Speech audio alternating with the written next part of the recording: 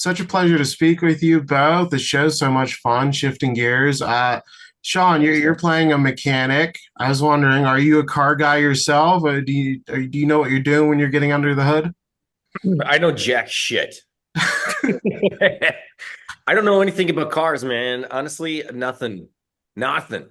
I mean, actually, I know more about like not how to like fix stuff. I know more about like because I've been looking for a car for like 2 years, so I know about cars, but that is it, man. I don't know. I don't know what I'm looking at. We were just talking about it in these scenes where I'm like under the hood and stuff, and all I'm just thinking about is like how much of a car dummy I am.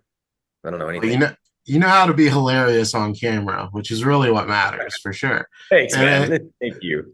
and Chill, you're hilarious in this show. What about the character of Stitch really appealed to you and made you want to be a part of it? Well, the thing about me, I'm a car enthusiast. I love cars. So that's my whole thing. I love old schools too. So I know about carburetors. I know take manifolds. I know about changing valve cover gaskets. I know about doing Gasket. tune-ups. Yeah, man, What's a changing. gasket? Change the oil. You got to take the valve, you take the filter off. Then you take some old oil and rub it right around the top so you can make a nice little seal. That's So the key. I know, baby. I'm doing my I do all that, bro. That's awesome. You know what you're doing. And Seann, you're not playing the smartest character. He gets reparations and accommodations mixed up. Very funny scene in episode 2. Yeah. And you've played a lot of lovable goofs in the past. But what's that secret to keeping them lovable? Because you always are such likable characters. Well, thanks, man. I appreciate it. I think well, I mean, like in the beginning of my career with Stifler and stuff, I just thought I always thought he was the guy that he didn't mean to like, to insult people or be mean to people. It was like a guy who just lacked social skills and secretly just wanted to be loved and was like insecure and stuff like that. But I think with this character, um, he is a good guy, so he's just inherently like a sweet guy. But as far as him being not so smart, it was one of the things I spoke to Michelle Nader about, our showrunner, and I was like, I just think it's more fun to play a guy who just doesn't get it, at least for me in my experience, like it's just comedically, there's just more to do the more he gets wrong. I don't think he should be a total moron, but I just think it's better if he's not the brightest guy in the room. So thanks for picking up on my dumbness. It's a joy to watch in the show for sure. And Chill, I did want to ask you about working with Michelle Nader because she wasn't involved in the pilot, but she's really found a good direction for this show and has her in on it. So, what stood out about working with her? She's open, and she let us play. She give us some freedom. You know what I mean? Just throw some things out there, and you see what stick. Don't and one thing, she's smart, man. You know what I mean? And to do that, you got to be smart, not only to just write it, but to hear it.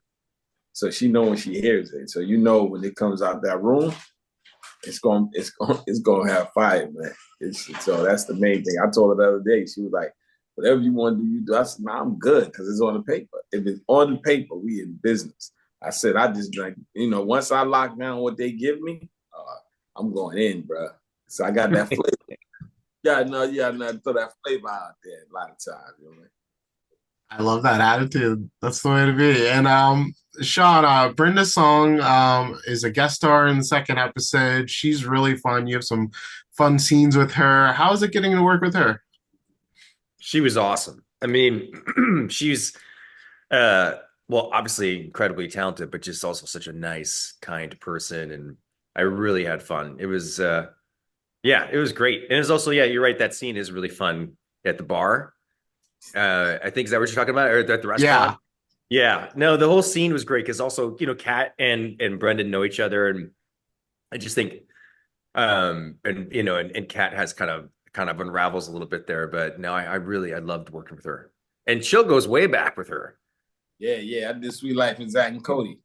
So, that was cool. But it was funny because she showed up and was like, It didn't dawn on her until I told her. I was like, you remember I did the wheelchair basketball game? She was like, oh my God. So yeah, man, but she's real cool, bro. That's fun. Yeah, you go way back. And Chill, Cat Dennings is just fantastic in this show. She plays Tim's daughter.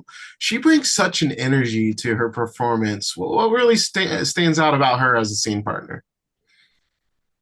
Yeah, a person of her stature, man, you would think would have a little like air about him, and you just like it is what it is because she earned and worked and deserved that, man. Nothing of the same, nothing. She pays attention, man. Like for instance, she knows I'm into hip hop. I started in hip hop. Her husband Andrew, I'm in hip hop, so they went and got me a book on hip hop from the Bronx, where I was born and raised, dude. So paying attention, you know what I'm saying? It's like, woo. So now I'm take the book when I go out on the road and see some of the artists. I'm gonna have them sign every picture. I'm gonna try to get that book. It's man, that was like so. But as a performer, man, you just watch her, and she got a lot of weight because she got to be funny, she got to be serious, she got to deal with us, she got to deal with the kids. She rocks, bro. She rocks. That's a wonderful story about the book. That says so much about her character as a person. That's amazing.